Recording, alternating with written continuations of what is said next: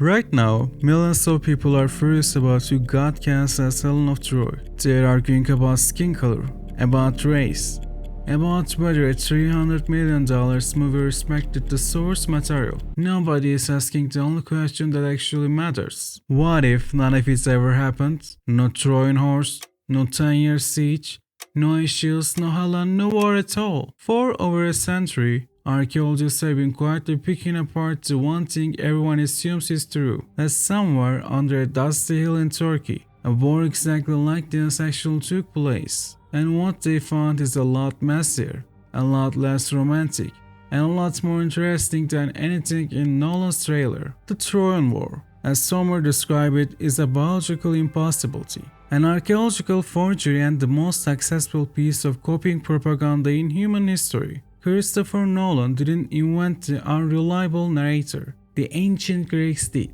Today we are going to perform a clinical autopsy on the foundational myth of the Western world, using modern marine biology, demographic mathematics, and Hittite diplomatic archives. We will deconstruct the logistic of a 10-year siege, expose the devastating parasite that sank the Greek navy, and reveal the terrifying psychological reason why an entire civilization decided to collectively hallucinate a word that never happened. Buckle up, the real mind starts now.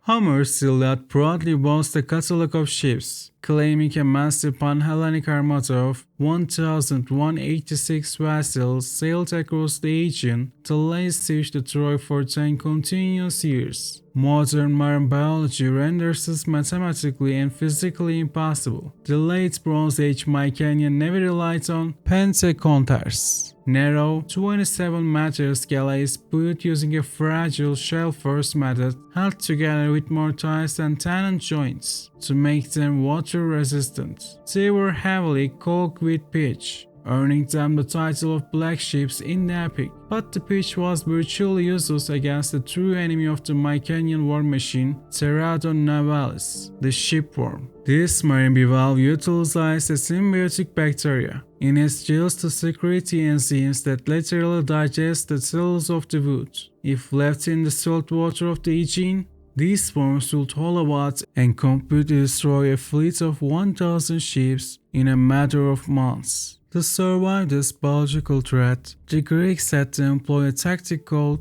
beaching. The ships had to be physically dragged out of the water onto the sand every few days to dry out the hulls and kill the larvae. You cannot maintain a decade-long naval blockade of fortified city when your entire fleet is constantly parked on the beach, rotting from the inside out. Furthermore, because these ships were heavily coated in highly flammable pitch, lighting a cooking fire on board was an absolute death sentence. The rowers, requiring massive caloric intake, had to disembark every single day to find fresh water and cook meals. The logistics of feeding 100,000 men on a hostile shore, entirely cut off from their own agricultural base, without modern preservation technology, for 3,650 consecutive days, is not military history, it is fantasy.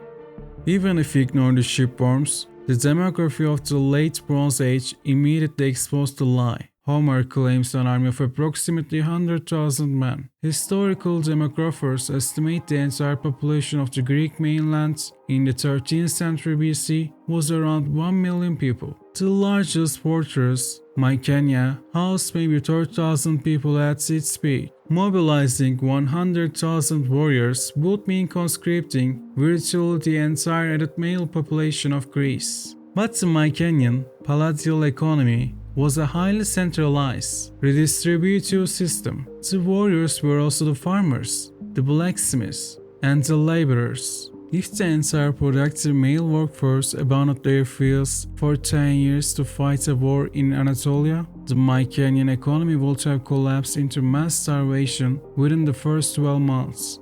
And what were they supposedly doing for 10 years?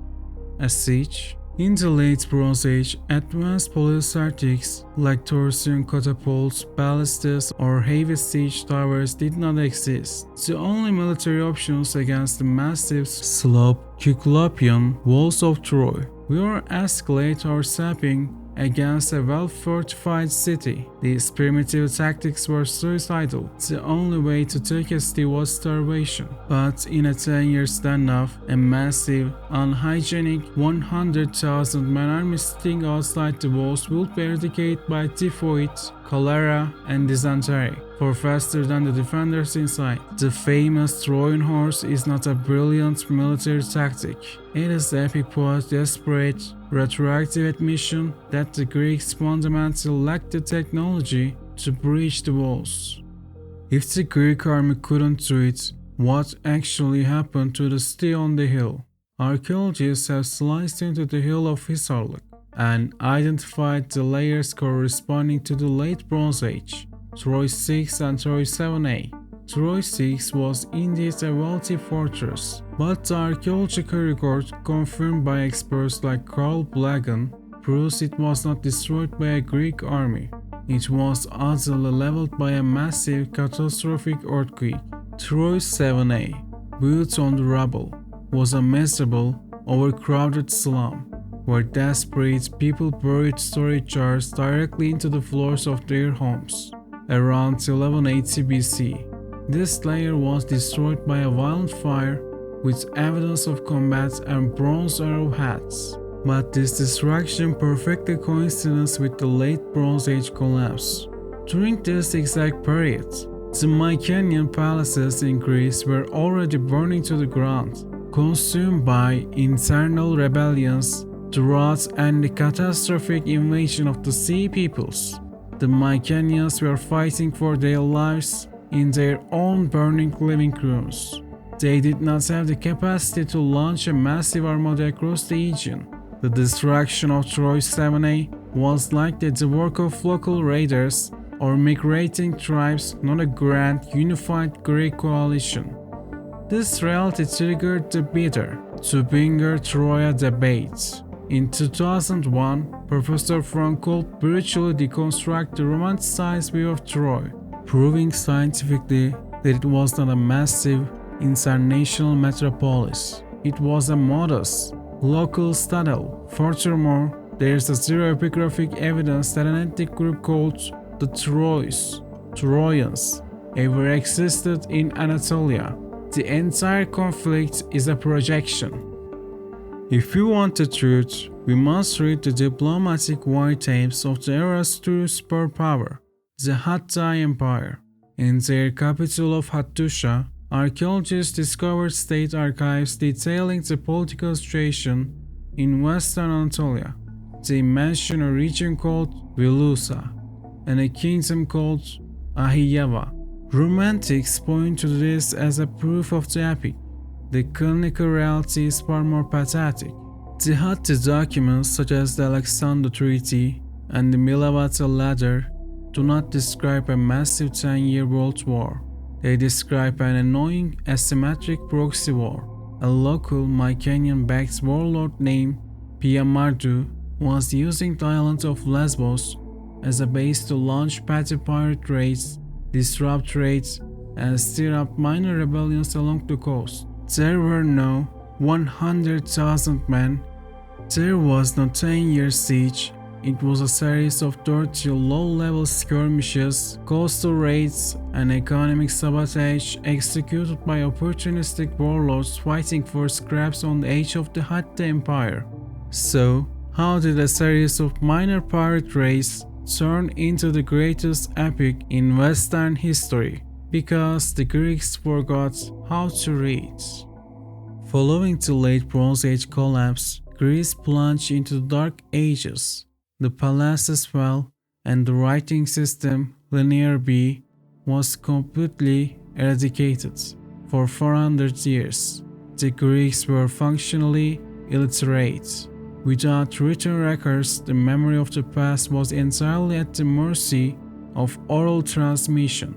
In the 1930s, scholars Milman Parry and Albert Lord proved the oral formulatic theory by studying illiterate bards in Yugoslavia. They discovered that epic poets do not memorize long texts.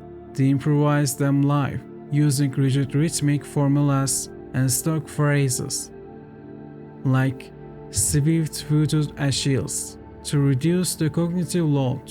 Over 400 years of this continuous, improvised game of telephone, the dirty, minor pirate race of the late Bronze Age were exaggerated, romanticized, and violently distorted to please the audiences of Iron Age chieftains. Homer, writing down the epic around 750 BC, was utterly ignorant of the true Bronze Age reality. He created anachronistic nightmares, placing Iron Age cremation rituals and massive Hobbit-style formations into a timeline where they mathematically did not belong. The Iliad is not a history book.